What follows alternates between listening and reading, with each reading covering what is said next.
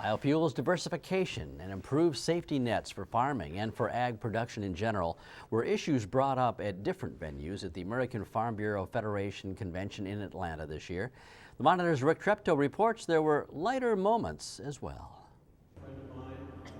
Secretary of Agriculture Tom VILSACK told the American Farm Bureau audience that last year 144,000 farmers and ranchers needed the assistance of the SURE, or Agricultural Disaster Relief Program, as a safety net.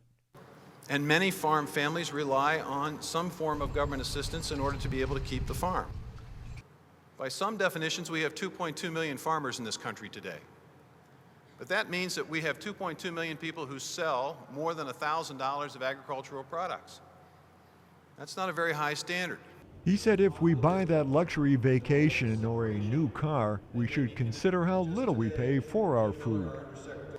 American consumers spend somewhere between 10 and 15% of their paycheck on food.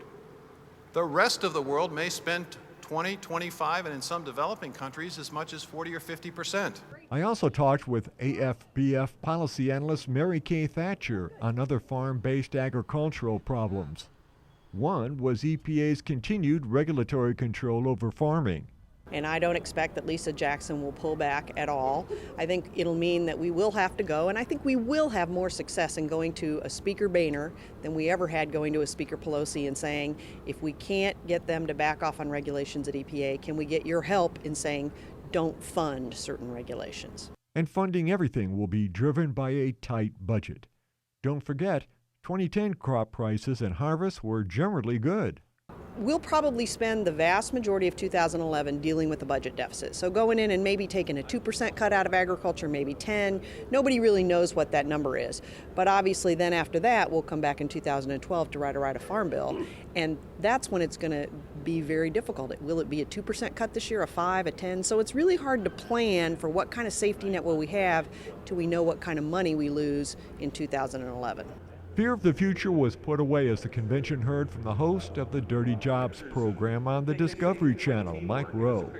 He has a long history in television, and you know he's the voice of The Deadliest Catch.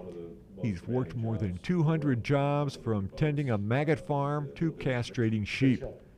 In a news conference, he said he won't be a branded spokesman for agriculture. It's just reminding the 300 million people who rely on what farmers do that it's not happening by magic. There's not a steak tree in the backyard. There's not a, it is extraordinary the extent to which we're disconnected from our energy, from our basic manufacturing base, and of course from our food. I'm a huge fan of all of that. On a professional level, I'm skeptical of the spokesperson relationship because I just see it over and over and over again. And I'm not shy about speaking. I represent some of the, I think, the best brands in the world. But your bias winds up showing when you go out there and start lecturing and preaching to people. And I don't want Dirty Jobs to ever be that. Then I asked him what it was like to do the segment at the old Clinton barbecue near Gray, Georgia, where Mike had to help clean out the smoker. And then, of course, you talk to the owner, and he's got the barbecue, and it's a mess, and can I clean it for you? Well, that's weird. And I got a film crew, and we all went in, and it was just a very random day, but we learned everything about making barbecue and how the process works, and we had a few laughs. It's actually a great example of why the show works when it works. No TV crew in the world is going to go to Georgia to do a retrospective on a barbecue, but we wound up spending 20 minutes in TV time shooting that thing in the better part of the day. To answer your question, yeah, it was miserable. I smelled like a chicken for about 3 days after that, I believe. But still some good Southern country barbecue that got some great national publicity from a likable guy. And that wraps up our coverage of the American Farm Bureau Convention. Hope you enjoyed it.